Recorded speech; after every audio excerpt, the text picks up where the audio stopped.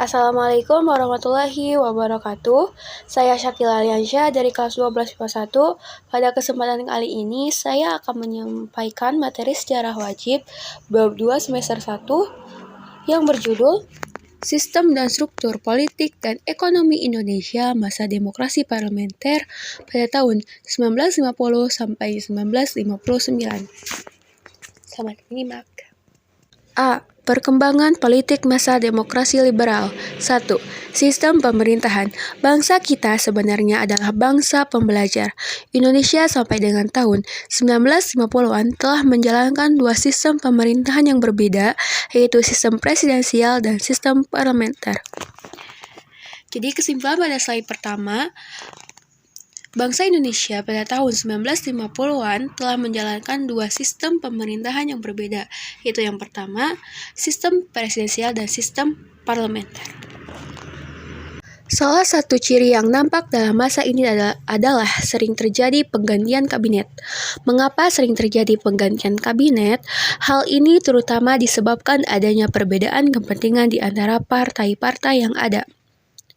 Perbedaan di antara partai-partai tersebut tidak pernah dapat terselesaikan dengan baik sehingga dari tahun 1950 sampai tahun 1959 terjadi silih berganti kabinet mulai kabinet Nasir 1950 sampai 1951 sampai dengan kabinet Sukiman pada tahun 1951 sampai 1952.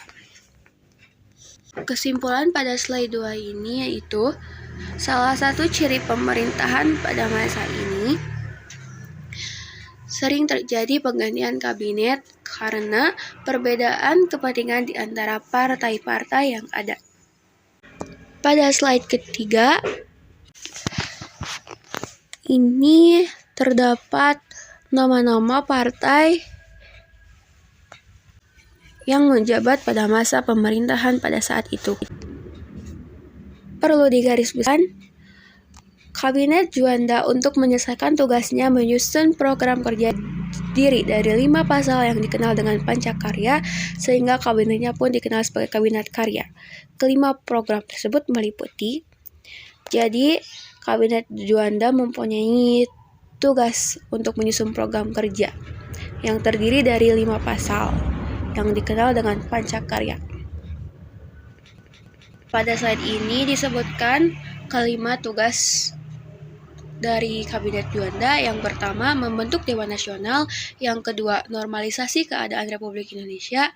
Yang ketiga, melanjutkan pembatalan KMB. Yang keempat, memperjuangkan Irian Barat kembali ke RI. Dan yang kelima, mempercepat pembangunan. 2.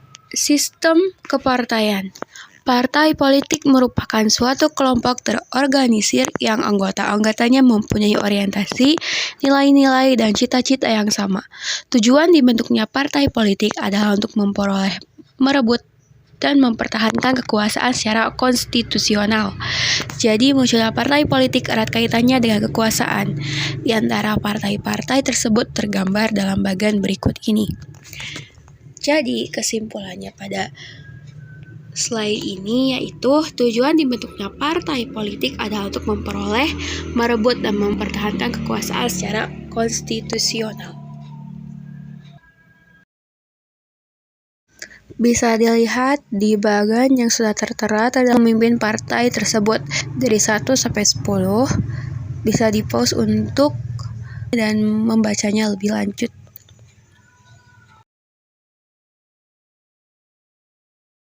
3. Pemilihan umum 1955.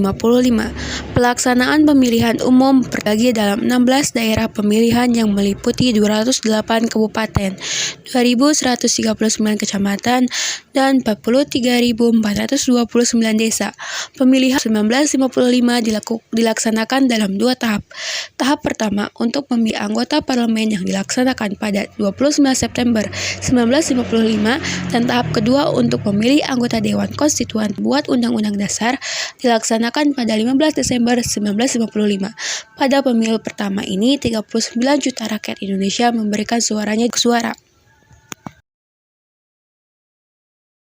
Kesimpulan pada slide ini yaitu pemilihan umum pada 1955 dibagi menjadi 2 tahap, yaitu pertama dilaksanakan untuk anggota Dewan Konstituante atau badan pembuat undang-undang dasar, dan yang kedua untuk memilih anggota parlemen.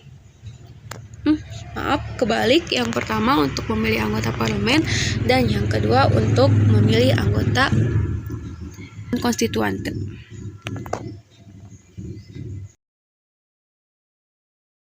Mencari sistem ekonomi nasional.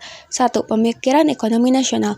Pemikiran ekonomi puluhan pada umumnya merupakan upaya mengubah struktur perekonomian kolonial menjadi perekonomian yang dihadapi dalam mewujudkan hal tersebut adalah sudah berakarnya sistem perekonomian kolonial yang cukup lama. Warisan ekonomi kolonial membawa dampak dominasi oleh perusahaan asing dan ditopang oleh kelompok etnis Cina sebagai penggerak perekonomian.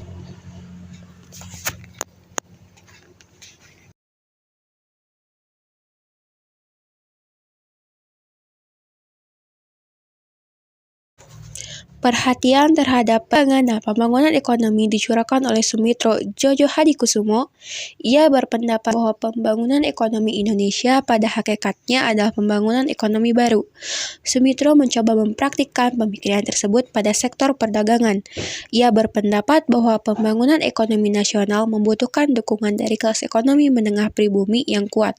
Oleh karena itu, bangsa Indonesia harus segera mungkin menumbuhkan kelas pengusaha bumi, karena pengusaha bumi pada umumnya bermodal lemah.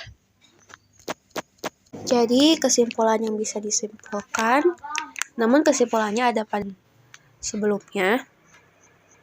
Ekonomi pada masa saat itu berpegang teguh pada sistem ekonomi kolonial, karena sistem kolonial ini didominasi.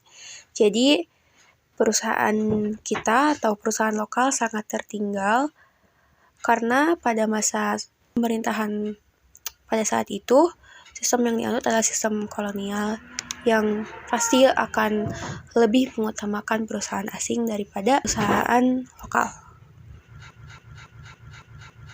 2. Sistem ekonomi liberal.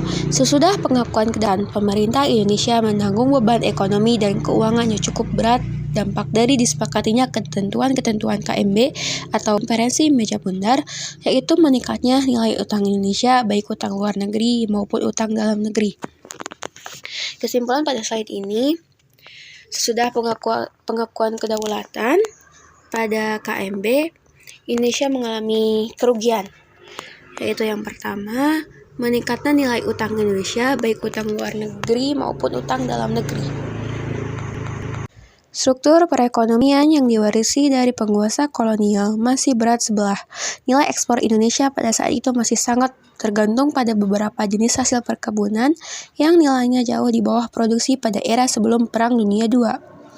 Kebijakan yang ditempuh pemerintah untuk menanggulangi permasalahan tersebut diantaranya adalah melaksanakan industrialisasi dengan rencana Sumitro.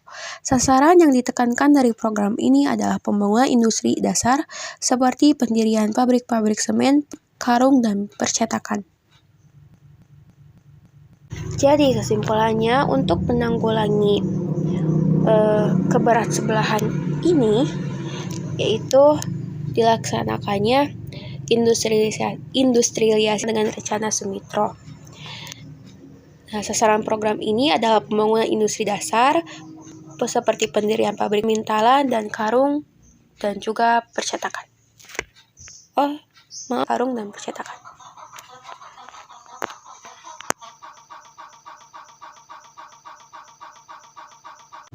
Kebijakan ini diikuti dengan peningkatan produksi pangan, perbaikan sarana dan prasarana, dan penanaman modal asing. Pada masa pemerintahan Kabinet Burhanuddin Harahap, Indonesia mengirim delegasi ke Belanda dengan misi merundingkan masalah finansial ekonomi, atau yang disingkat dengan PINEK. Perundingan ini dilakukan pada tanggal 7 Januari 1956. Rancangan persetujuan PINEK yang diajukan Indonesia terhadap pemerintah Belanda adalah sebagai berikut. Di kebijakan ini diikuti dengan peningkatan produksi, kepangan, perbaikan sarana dan prasarana, dan penanaman modal asing. Jadi sangat bermanfaat sekali ya. Bisa meningkatkan produksi pangan, perbaikan sarana dan prasarana, dan penanaman modal asing. Nah, pada masa pemerintahan Kabinet Burhanuddin Harahap, Indonesia mengirim delegasi ke Belanda dengan misi PINEK atau Masalah Finansial Ekonomi yang dilaksanakan pada tanggal 7 Januari 1956. Ini untuk slide terakhir. Alhamdulillah ya udah slide terakhir. Maaf nih lagi. Nah, dalam persetujuan PINEK yang diajukan Indonesia terhadap pemerintah Belanda, yaitu yang pertama, persetujuan PINEK hasil KMB. 2. Hubungan PINEK Indonesia-Belanda didasarkan atas dan ketiga yang terakhir, hubungan PINEK didasar atas undang-undang nasional, tidak boleh diikat oleh perjanjian lain. Oke, sekian materi yang dapat saya sampaikan. Mohon maaf apabila terdapat banyak kesalahan dan kekurangan. Terima kasih sudah menyaksikan. Wassalamualaikum warahmatullahi wabarakatuh.